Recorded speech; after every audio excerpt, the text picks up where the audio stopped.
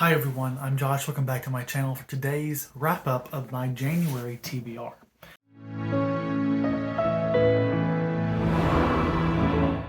So this month I read 8 books.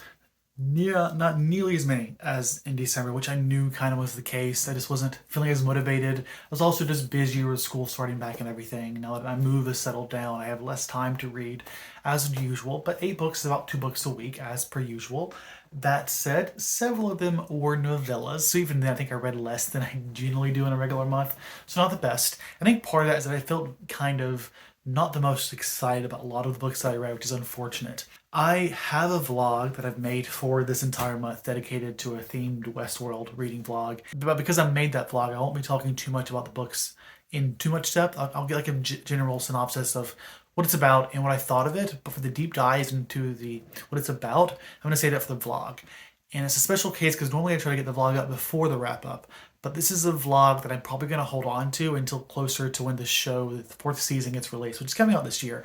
I'm guessing probably in the summer, so it'll be quite a while. But for my general thoughts, that's what we're here for. These are going to be ranked from best to worst. And to be clear, there's also one book that I read that was a new release that was not for this vlog at all because I wanted to read it. But that's going to be the best book that I read, so it'll be the last book. So stick around for that. First up is a book that I didn't read. At least not completely. I DNF'd this book that I really wanted to like, Lonesome Dove by Larry McMurtry. It is a old classic Western released in like 1980 something, maybe 1989, maybe 1980. I don't know. I think it won a Pulitzer Prize, yeah. And it's supposed to be like a book about what it was like to live in the West. And this book was full of characters who seemed very real. I was just kind of overwhelmed and I couldn't really get invested. And if I can't get invested in our characters, I then sort of zone out when it comes to the plot or the story. And when I can't do that, everything just gets lost in my mind. And even though I can pinpoint certain people doing certain things, when I try and reflect on what actually happened, I'm kind of at a loss. And so I realized that after about maybe 10% of the book. It's a pretty thick book. And I decided to DNF it, which was unfortunate. I did pick up another Western after doing this. I did actually kind of like that one. So it turned out to be a good decision, I think, to DNF this. But sadly, what an example of how this month wasn't as great as I wanted it to be. Next up was a book that I think wasn't objectively bad, like as a book, but it is bogged down with the fact that it tries to be science, and I just don't think it's good science, and that is The Bicameral Mind, or The Origin of Consciousness and the Breakdown of the Bicameral Mind, which is a book that is a central premise in Westworld, this idea of how the AI in Westworld become conscious. And the basic idea in here, I guess you could fast forward to the next book if you don't want to be spoiled for Westworld, but the idea here is that before we were conscious, we had this sort of dual perspective in our mind where our inner thoughts, our inner self, our inner discussions that we have with ourselves was what we interpreted basically to be religion. And the idea here is that like before we understood what our inner voice was, that all those times we thought people claimed to have heard God, they did hear God. It was just themselves talking to themselves. And that's a fascinating concept. But it's not very strong science. And this book, first off, pretends it's a theory of consciousness, when really it's a theory of religion, in my opinion. And it's one that just sort of relies heavily, like the book is majority just picking pieces of history, or text or otherwise, and analyzes how the theory of the bicameral mind will fit into that scenario.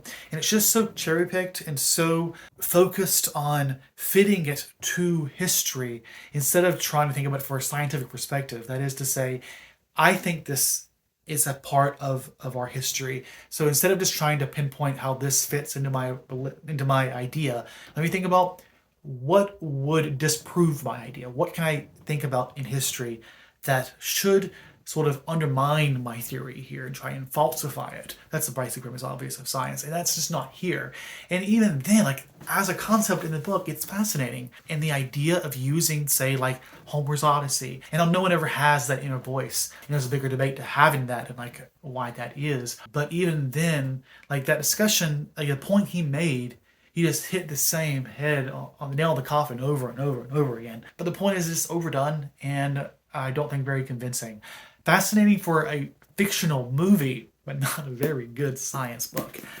So I gave that 2 to 2.5 stars. Next up was a book that I was probably the most excited for this month, and I must say, what a disappointment. This one I gave 2.5 to 3 stars. It is Speak by Louisa Hall. This is a book supposed to be about artificial intelligence and the creation thereof. It's about, well, what is it fucking about? I thought it was about this AI who is in her final days, basically telling us her story, her history, while also telling us a range of histories throughout time, and all of them interwoven into each other. And that is sort of what's going on here, except I don't get the impression that it's actually being told from the AI's perspective, nor do we get much of the AI's perspective in here. Instead, it's like we have 5 different characters, almost like Cloud Atlas, which I've yet to read, so take that comparison with a grain of salt. And you have all these figures who are very tangentially related to artificial intelligence, one of which being a pilgrim girl, another one being Alan Turing himself, and all the way up to some near future where we have artificial intelligence being created. And from my problem was that the connection between these past people and the artificial intelligence was just too abstract in my opinion. This book is praised by Emily St. John Mandela, which I think is a good comparison to make, because it is very St. John Mandelish. That's a weird way of saying it, but it's basically the kind of deal. You have this very, very weirdly connected set of group of people, and it's interesting at some human level, but it's not interesting from an artificial intelligence level, which is what I was hoping to get from this book. It ended up disappointing me for that reason. At the very end, we get a perspective of the AI from her.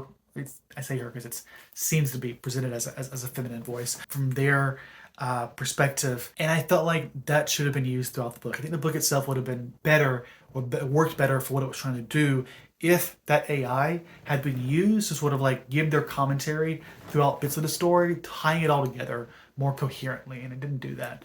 So 2.5 to 3 stars.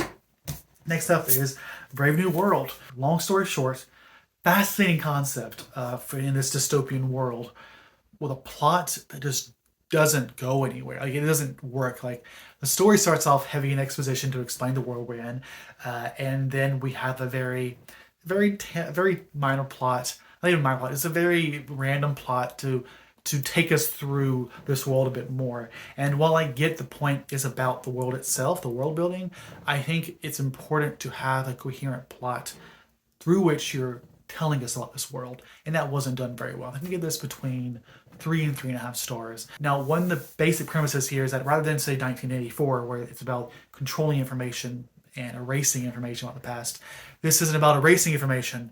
It's about creating an apathetic public, a public who doesn't care about information.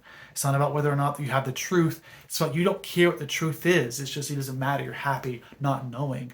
And that, honestly, is more terrifying, I think, than 1984, because it feels more prevalent, because there are plenty of people who just don't want to talk about difficult topics in politics, politically tangential topics, and that's sad and makes the premise work really well, even if the plot sort of undermines the book.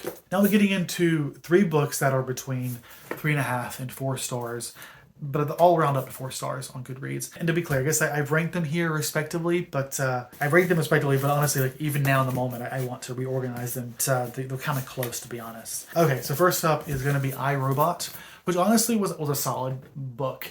This is a book that basically is a set of short stories that explore different types of artificial intelligence, or different types of androids, and the type of scenarios we might get presented with.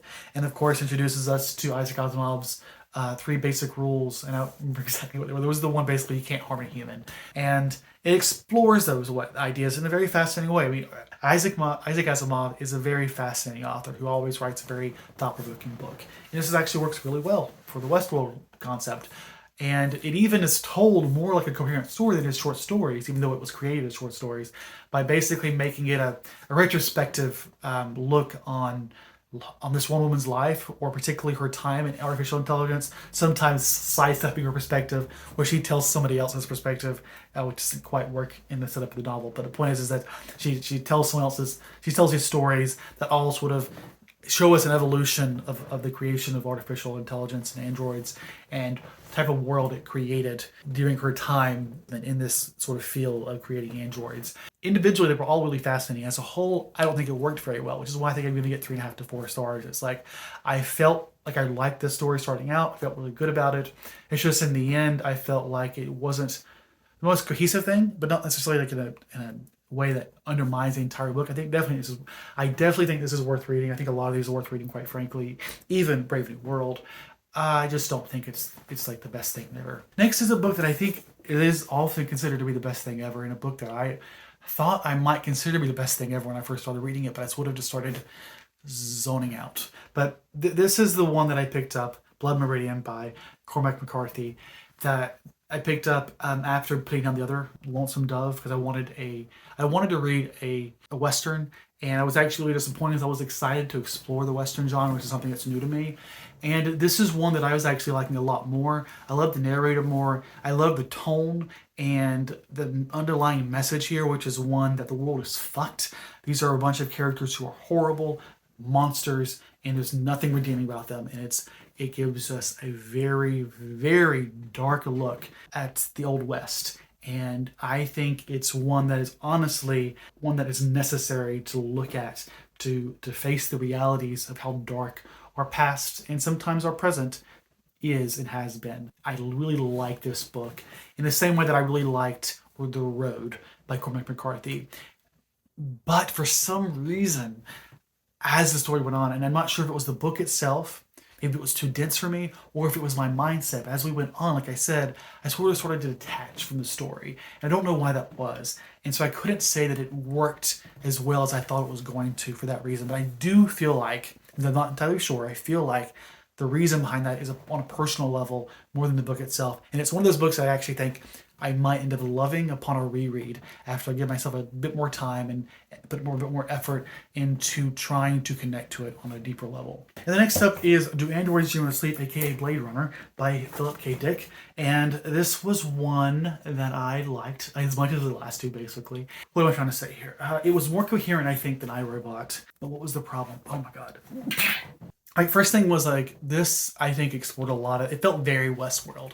When I went into this thinking, let me read books like Westworld. This is probably the one of them that felt the most like Westworld. This and the next book, and part of that is because we have this world where AIs exist, and it's not always clear who is and who is not an android, and they hunt them down to try and find them. And I liked that premise. I also appreciated that it was never clear to me who are the bad guys. Is it the people hunting down the robots, as tends to be the case, at least in Westworld, in my opinion, we're supposed to empathize with them?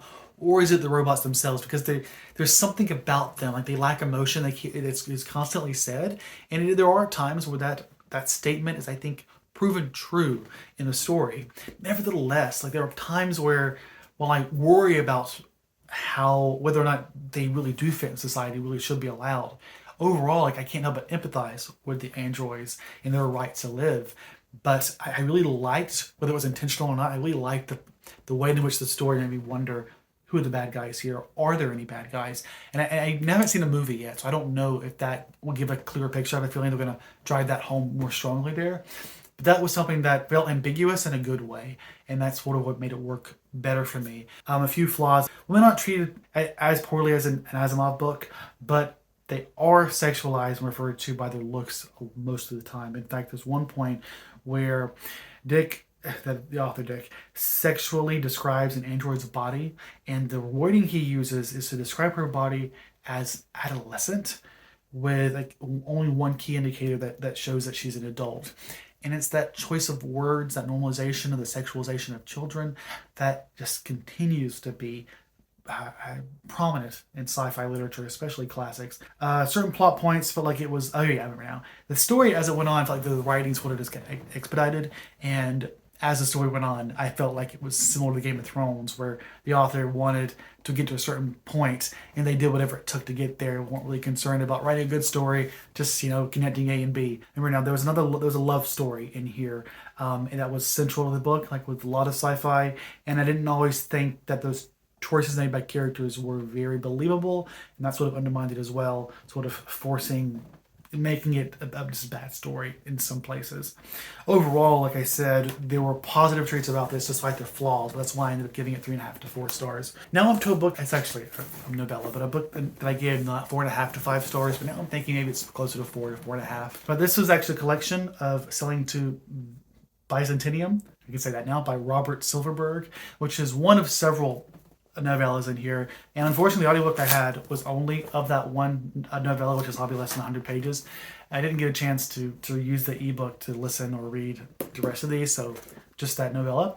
But I really liked it, to be frank. It's honestly a lot like Westworld in the sense that we have this future society where basically society is just this moving from a new city to a new city where the cities are being built based off of historical scenarios where they'll recreate historical cities so that people can sort of the people at the time can go there and experience it for themselves, exactly like the parks in Westworld. And there happen to be some AIs in here and some conversations about AI that fits really well into Westworld. And so really this was the pinnacle, I think, of just being perfectly Westworld, that I loved it when I read it. And I guess now I'm sort of gravitating towards 4.5, but rounding it down to 4 stars, unfortunately.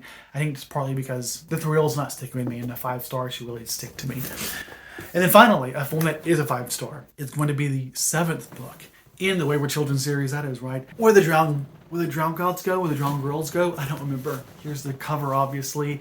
I love this. This felt like not Shirley Jackson, even though they look identical. Shauna McGuire going back to her roots, and this story just felt like this series at its best. Like truly 5 stars for this book. This is a book that is about a girl who we've seen in the Wayward Children series, where we have these kids who basically were at their own Narnia, get kicked out, and then they want to go back. Except our girl is very traumatized by events in other books, and it makes her not want to go back. So she chooses to go to a different school, a school made for people who are afraid of their world, where their Narnia is actually a hellscape that they never want to return to. And when she goes there, it honestly turns into something I wasn't expecting, but it's basically spending a lot of time there and exploring what that world is like, and I think just growing the Werewolf Children series at large. And I love the dark direction that it went in. This world, this school, which is pretty dark, honestly, in a lot of ways. And I felt like it like I said, just did exactly what I want from this type of book, from the Wayward Children series. And I say that as someone who loves the Wayward Children series, but also hasn't loved every book. The last book I felt like was probably one of the worst. I was not a fan of, that's not true, I was a fan. Just not as big a fan as the rest of them. All of them are amazing, just not as amazing as all of them. But this one is one of those that like I haven't reread yet, but it's one of those books that makes me want to reread everything, just so I can get all little bits that I missed when I read this one. But I'm going to resist that urge and save it maybe a year or so before I reread them all again, because I don't want to get tired of them too soon. But that's everything that I read. I hope you enjoyed this wrap up, and I'm curious if you've read any of these books. If you have, let me know what you thought of them. And until next time, hope you all have a great day, stay safe, and I'll see you next time.